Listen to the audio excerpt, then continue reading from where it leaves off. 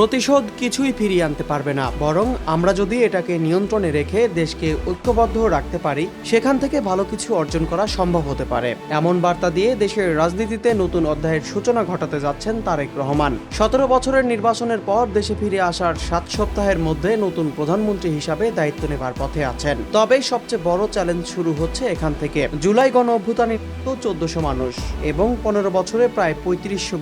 এই ক্ষত এখনো তাজা। তাই তারেক রহমানকে শুধু ক্ষমতায় আসাই নয়, প্রতিষ্ঠান পুনর্গঠন ও জনগণের আস্থা পুনঃস্থাপনের কাজও করতে হবে। অর্থনৈতিক প্রেক্ষাপটেও অপেক্ষা করছে বড় পরীক্ষা। দেশের যুব বেকারত্ব 13.5%, 4 কোটি মানুষ চরম দারিদ্র্যের মধ্যে। হাসিনার সময় বাংলাদেশ এশিয়া প্রশান্ত মহাসাগরীয় অঞ্চলের দ্রুততম অর্থনৈতিক প্রবৃদ্ধি দেখালেও জীবনযাত্রার ব্যয় ও বেকারত্ব বৃদ্ধি দেশের স্থিতিশীলতা ফেলেছিল।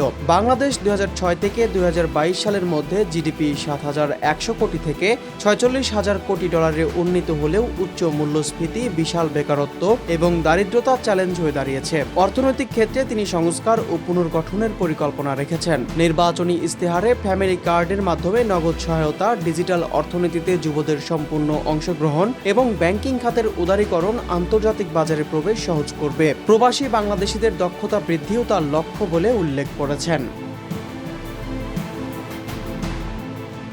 এদিকে ভারতের সঙ্গে দ্বিপক্ষীয় সম্পর্ক পুনঃস্থাপন ও শক্তিশালী করা, যুক্তরাষ্ট্রের সঙ্গে বাণিজ্য সম্প্রসারণ, এগুলো বিএনপি চেয়ারম্যানের অগ্রাধিকার। তিনি বলেছেন, আমরা প্রতিবেশী, তবে সবার আগে থাকবে বাংলাদেশের স্বার্থ, আমাদের জনগণের স্বার্থ রক্ষা করা। এরপর আমরা সম্পর্ক আরও উন্নত করার চেষ্টা করব। ভারতের প্রধানমন্ত্রী নরেন্দ্র মোদী ইতিমধ্যে নির্বাচনে তারেক রহমানের জয়কে উষ্ণ অভিনন্দন জানিয়েছেন। অন্যদিকে রাজনীতিতে ইসলামী দলগুলোর ভূমিকা নিয়ন্ত্রণ করতেও তারেক রহমানের পদক্ষেপ গুরুত্বপূর্ণ। তিনি বলেছেন, এটি শুধু বিএনপির দায়িত্ব নয়, বরং দেশের সব রাজনৈতিক দলের দায়িত্ব, যারা গণতন্ত্রে ও জনগণের ভোটাধিকারে বিশ্বাস করে। আমাদের একসঙ্গে কাজ করতে হবে এবং ঐক্যবদ্ধ থাকতে হবে, যাতে 5 আগস্টের আগের সময়ে আমাদের ফিরতে না হয়। শেখ হাসিনাকে উত্তরের আন্দোলনে প্রাণ ব্যক্তিদের প্রতি বড় দায়বদ্ধতা আছে বলেও উল্লেখ করেন তিনি।